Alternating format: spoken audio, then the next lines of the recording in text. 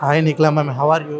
I'm good అండి. How are you? Welcome to Tollywood. నేను చాలా బాగున్నాను. Welcome to Tollywood. Thank you okay, very much. అంటే ఇలాంటి మూవీస్ చేసేటప్పుడు ఇంత పెద్ద, అంటే ఫస్ట్ మూవీకి ఇంత పెద్ద క్యాస్టింగ్ 28 మంది ఆర్టిస్టులు అంటే ఎలా ఉండేది? సెట్స్లో ఎలా హ్యాండిల్ చేసేవారు?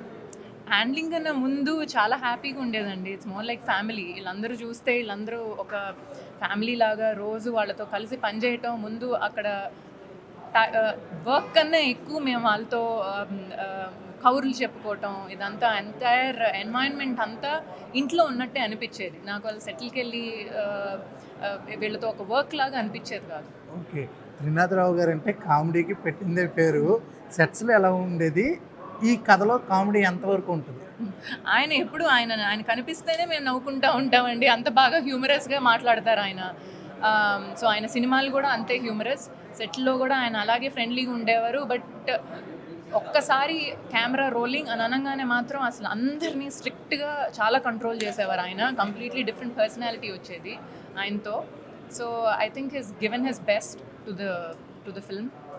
సో ఓకే, ఇప్పుడు నేను రెడీ అనే టైటిల్ ఉంది కదా, ఒకవేళ మిమ్మల్ని హీరోయిన్గా ఎవరైనా చూస్ చేసుకుంటే మీరు రెడీయా? తప్పకుండా. ఏ జోనర్ అంటే బాగా ఇష్టం? మంచి స్క్రిప్ట్ అండి. నాకు ముందు జానరే కన్నా నేను ఎక్కువ స్క్రిప్ట్ చూస్తాను. నాకు ఏదైనా మంచిగా అనిపిస్తే ఓకే, ఏదైనా ఓకే. అంటే స్క్రిప్ట్ కరెక్ట్గా ఉంటే. చాలా మందికి లేడీస్ ఇప్పుడు ఇండస్ట్రీకి రావాలంటే లేడీ ఓరియంటెడ్ స్క్రిప్ట్స్ ఎక్కువగా ఉంటాయి. అంటే మొత్తం మన మీద ఉంటుంది, మన పర్ఫార్మెన్స్ ఆధారపడి ఉంటుందని. అలాంటివి ఏమైనా ఉన్నాయా? అలా డిపెండ్స్ అండి. అలా స్పెసిఫిక్గా అంటూ ఏమీ లేదు. సో ఎప్పుడైనా మన బెస్ట్ ఇవ్వాలనుకునే అనుకుంటాం కదండి. సో డ్రీమ్ రోల్స్ ఏమైనా ఉన్నాయా? ఏమి లేదండి, ఇప్పటికి డ్రీమ్ రోల్ ఏం లేదు. But because it's my debut as a producer. So producer కింద నేను బెస్ట్ ఇద్దాం అనుకుంటున్నాను. ఒక మంచి హిట్ ఇద్దాం. గ్లిమ్స్ అయితే చాలా బాగున్నాయి, చూడడానికి మేము రెడీ. ఎప్పుడు రిలీజ్ చేస్తారో చెప్తే చాలు మేము. తప్పకుండా మేము రెడీ. సో తప్పకుండా will announce the date soon.